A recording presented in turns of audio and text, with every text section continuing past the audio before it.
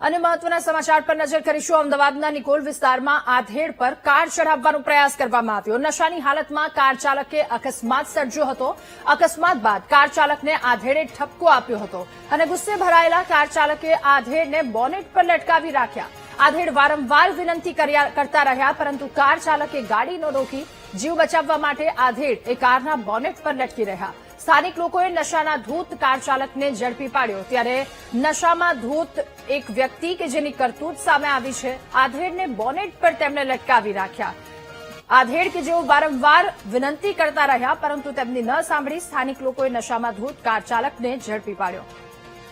વધુ માહિતી મેળવીશું। સંવાદદાતા અનિતા આપણી સાથે ફોનલાઈન પર જોડાયા છે। અનિતા, નિકોલ વિસ્તારમાં અકસ્માતનો કેસ, કાર ચાલક નશાની હાલતમાં હોવાની પણ માહિતી સામે આવી, શું વધુ વિગતો?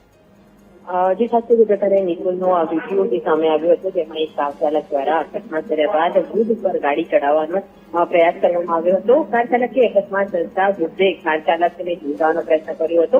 તે દરમિયાન કાર ચાલક સમજવાની જગ્યાએ વૃદ્ધ ઉપર ગાડી ચડાવીને પ્રયત્ન કર્યો હતો। એ દરમિયાન વૃદ્ધ જે હતા તે કારના બોનેટ ઉપર આવી ગયા હતા અને ત્યારે કાર ચાલકે સ્પીડમાં ગાડી ચલાવીને દૂર સુધી તેમને ફેરવ્યો હતો।